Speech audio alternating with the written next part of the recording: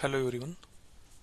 Before watching this radiographic approach to bone tumor part 2, I will request you to watch the first part in which I have covered the 10 criterias on which we will evaluate the bone tumors. In this part 2, we will cover the benign bone tumors, benign primary bone tumors. These are the 10 criterias based on which we will evaluate the bone lesion. This is covered in detail in part 1. These are the bone tumors and these are the ages. As we know, this giant cell tumor and enchondroma, they have overlapping age group, giant cell tumor and enchondroma. Then in benign, osteoma will be found in a mature skeleton above 30 age group, and the rest of the benign bone tumors will be found in a immature skeleton or below 30 age group. Then coming to this slide, we have in benign tumors in epiphysis, giant cell tumor and chondroblastoma. Then in metadiaphyseal region and central location, we have enchondroma, simple bone cyst, fibrous dysplasia, and medullary but little eccentric, we have aneurysmal bone cyst and chondromyxoid fibroma. Cortical, we have osteoid osteoma, non-ossifying fibroma, and bony outgrowth, that is osteochondroma.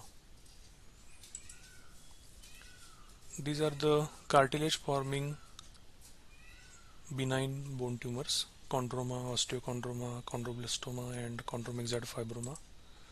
These are the bone forming benign tumors: bony island, osteoma, osteoidostoma, osteoblastoma. These are cystic benign lesions of the bone: simple bone cyst, aneurysmal bone cyst, and giant cell tumor.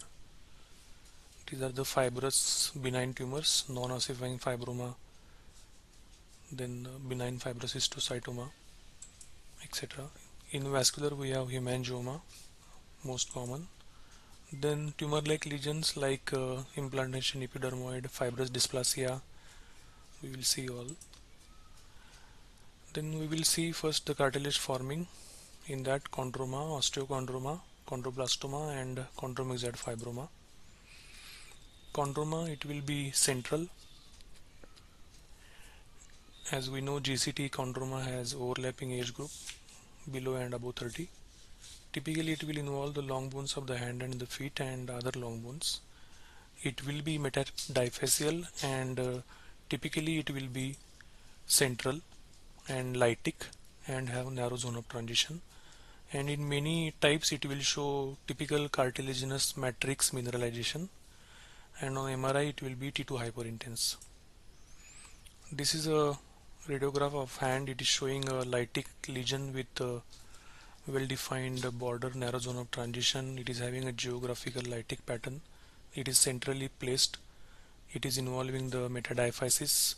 Cortex is intact, and the main thing, it is showing a matrix mineralization of cartilaginous type, because it is showing these discrete opacities and also discrete tiny opacities. So it is a enchondroma, and this is the other radiograph of lower end of the femur, showing in this we can appreciate the typical cartilaginous calcification of ring type and also arc type. So these are enchondromas, centrally placed and lytic with a geographical margin with a narrow zone of transition, and they will show typical cartilaginous matrix mineralization in most of the patients. On MRI, it will be hyperintense on T2 weighted images and hypointense on T1 weighted images. Again, you can see it is central, and on T2 weighted images, cartilaginous portion will be hyperintense, but the calcifications will be hypointense. Cortex is intact. Then in Olier's disease, there will be multiple enchondromas. In Maffucci disease also, there will be multiple enchondromas plus hemangiomas. Then coming to the second, osteochondroma. It can be seen in long bones as well as flat bones. Then it clinically it will be because of the pressure symptoms or fractures it will present. Then we will see this is a knee radiograph, and we can see the bony outgrowth. This is a bony outgrowth and it has a peduncle. This is a pedunculated osteochondroma, and this is a sessile without any peduncle. And we can see this is growing away from the knee joint, but it is growing towards the diaphysis. So it is having a coat hanger type of growth. So it is a bony outgrowth, osteochondroma. Then this is a coronal stir image of the lower end of the femur showing a bony outgrowth, and plus there is a cartilage cap here, hyper intense. And if it is more than 20 mm, we should suspect of secondary malignancy in the osteochondroma. Then coming to the third, chondroblastoma, it is below 30 lesion in the immature skeleton. It will involve typically the epiphysis of the long bone. Other bones involved are typically patella, talus, calcaneum. It is the commonest patellar lesion actually. It is epiphyseal lytic. Matrix mineralization is rarely seen even though it is having chondroid component. It can have a thin sclerotic rim. This is a knee radiograph in which we can appreciate there is a relatively unfused epiphyseal growth plate here, and this is epiphyseal lytic well defined lesion with a narrow zone of transition involving the epiphysis, and it is having a thin sclerotic rim. And here also coronal stir image showing a non-specific epiphyseal lesion.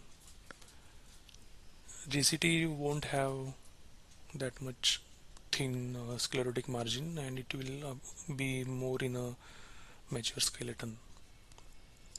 The other differential diagnosis for this. Then chondromyxoid fibroma, it is below 30 lesion. It is found in the long bone metadiaphysis. It is classically eccentrically located.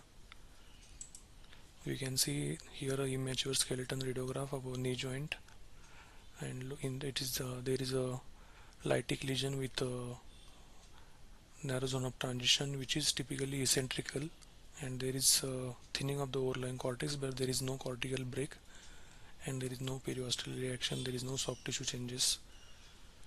So it is going in favor of benign because it is having a geographical pattern, narrow zone of transition, no cortical break, no periosteal reactions, no soft tissue mass. Other DD will be aneurysmal bone cyst. The coronal stir image showing a hyperintense peripheral lesion in a tibia which is eccentrically placed. Then coming to the bone forming tumor, we have inostosis, osteoma, osteoid osteoma, and osteoblastoma. Inostosis, bony island, it is a cortical sclerotic bone in a medulla. Obviously on MRI it will be hypointense because of the calcium on all sequences. It can involve the long bones as well as flat bones. On scintigraphy they won't have any activity, unlike the metastasis. It is usually incidentally detected. Osteoma, it is typically found in the paranasal sinuses or membranous bones of the skull. It is usually 3 cm. It is obviously incidentally detected most of the time, and it is dense cortical type lesion. This is a CT head showing a cortical hyper dense calcific density lesion in the paranasal sinuses, frontal sinus. This is the frontal radiograph of skull or Waters view. It is showing a cortical well defined lesion in the frontal sinus. So it is a osteoma. Then osteoid osteoma, it is a cortical lesion. It is mostly in the metadiaphysis of the long bones. In spine it will involve the neural arch, means the posterior elements. Age will be below 30, and the typical symptom will be the night pain which is relieved by the aspirin. It has a central nidus and peripheral sclerosis. Thin section CT is the modality of choice to diagnose. MRI can be misleading because of the adjacent edema, and as we take a thick section in MRI, we can miss the nidus. So we have to do thin section CT in that. And nowadays Treatment is also done by CT guided radiofrequency ablation. So it is a coronal CT image showing a nidus, intracortical nidus, which is lytic, and there is adjacent sclerosis. This is the axial image of the leg. In that we can see the nidus intracortical, and there is adjacent sclerosis in the tibia. Here there is nidus which is partially mineralized, but it is in the spine and the posterior elements.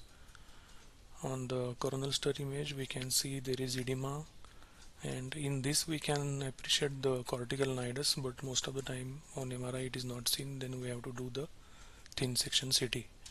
And this scintigraphy is showing a double density sign, the peripheral sclerosis showing the uptake and the nidus showing more uptake. So it is a double density sign on scintigraphy.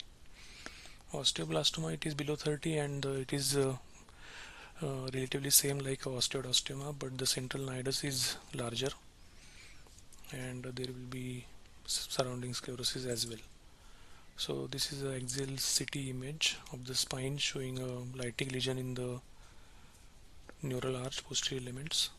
Here there is a nidus which is larger than the osteoid, and there is peripheral sclerosis. It is typically cortical, and this is coronal CT image in a immature skeleton, and the lesion is in the femur.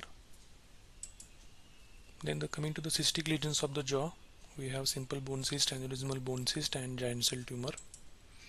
Simple bone cyst below 30 lesion, typical locations are proximal humerus, femur, metadiaphysis, and it is obviously centrally placed. We will see this is the immature skeleton radiograph of humerus. It is showing a pathological fracture, and there is a lytic lesion which is centrally placed involving the metadiaphysis, and it is showing a geographical pattern with narrow zone of transition, and it is benign because there is no cortical destruction, no soft tissue mass, no periosteal reaction, narrow zone of transition. And there is one more sign, fallen fragment sign. Suppose the cortex is break and it went inside the fluid structure here in the simple bone cyst, then its location will be dependent on the gravity, and we can demonstrate it by taking the radiograph in different positions. It will be moving that fallen fragment sign. On coronal stir image we can appreciate the fluid signal intensity. So this is a simple bone cyst centrally placed. Then aneurysmal bone cyst, it will be below 30 lesion. It is found in the long bones of the metadiaphysis and even a spinal neural arch, and typically it is expansile and lytic and relatively eccentric, and there will be thinning of the cortex. On CTMR it will show typical fluid level, and this immature skeleton radiograph of the knee joint showing a eccentrically placed lesion which is lytic, showing relatively narrow zone of transition, internal trabeculations, peripherally placed, and this is showing a expansile lytic lesion of the posterior elements partially involving the vertebral body as well. Here the axial section showing the expansile lytic lesion of the predominantly of the posterior element but extending into the vertebral body. Then coming to the giant cell tumor, it is a epiphyseal lesion, and it has a below 30 above 30 age group. The other bone tumor is enchondroma, which will have a below 30 above 30 age group pattern, and it is typically epiphyseal subarticular, and usually it is not having any sclerotic margin. Here we are seeing the epiphyseal lesion extending into the metaphysis, but it has no sclerotic margin, and it is seen predominantly in a mature skeleton, and the other differential diagnosis is chondroblastoma, but the chondroblastoma will have a thin sclerotic margin and it will be found in a immature skeleton. This is the radiograph of the wrist joint showing a lytic lesion involving the epiphysis extending into the metaphysis involving the ulna distal end. This is a coronal T1 and the stir image showing a non-specific epiphyseal lesion extending into the metaphysis. Then coming to the fibrous tumor, we have non-ossifying fibroma. It is a below 30 lesion, and it is typically found in the lower limb long bones, metadiaphyseal, and it is intracortical lesion.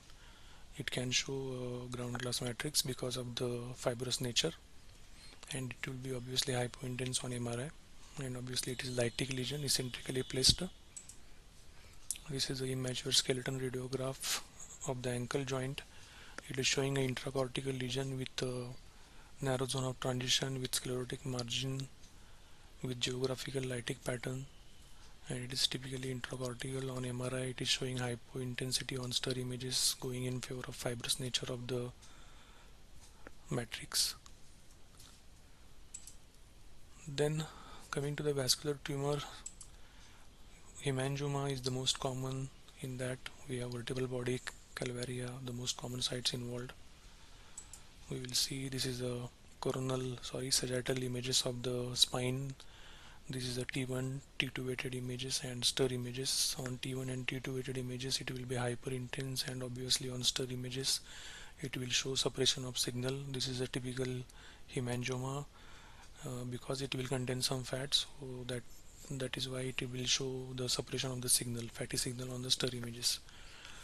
On CT it will show prominent vertical striations, and if we take the axial section this will look like this, and this is called polka dot appearance. The prominent vertical trabeculations are seen like this. Then hemangioma in the skull will be like this. It is having a prominent trabeculation in a sunburst pattern. Then this is rare actually, but it will have a typical interesting imaging features. It is obviously below 30 lesion, vanishing bone disease or massive osteolysis. You can see there is a clavicle is not seen, and even the spine of the scapula is not seen, but there is no obvious soft tissue mass also adjacent to the destructed bone. Here the mandible is not seen.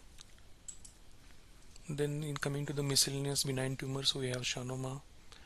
It is mostly found in the mandible, well defined lytic lesion with a narrow zone of transition going in favor of benign nature.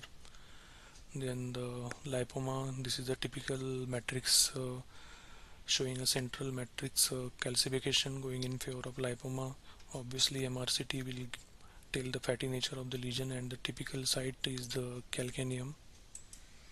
Then coming to the tumor like lesions, we have implantation epidermoid. It is because of the penetrating injury, and that's why it will be found in the terminal phalanx. It is not obviously it is actually a tumor like lesion, not a tumor. So it will be a lytic central lesion, and typical location will be in the terminal phalanx. Then coming to the fibrous dysplasia, tumor like lesion, it will be found in the below 30 age group. It will involve the long bone metadiaphysis and ribs and skull bones, and it will be central lesion. It will have a geographical lytic pattern, and it will be central, and it will show a typical ground glass matrix mineralization, and obviously on MRI, because of the nature of the ground fibrous nature, it will be hypointense on all the sequences. This radiograph of the chest showing this posterior rib is showing a lytic lesion here which is centrally placed, and this coronal CT image of the skull showing, actually this is a case of McCune-Albright syndrome, which is a polyostic type of fibrous dysplasia. Multiple bones are involved by fibrous dysplasia. Here the bones are expanded and replaced by the heterogeneous blastic and lytic type, but the predominant matrix is the ground glass matrix, as we can see here. Also here the predominant matrix is the ground glass matrix going in favor of fibrous dysplasia. Thank you very much. We have covered the benign bone tumors in part 2. In that we have covered the cartilage forming, bone forming, cyst type, and bone tumor type. Thank you very much for patient listening.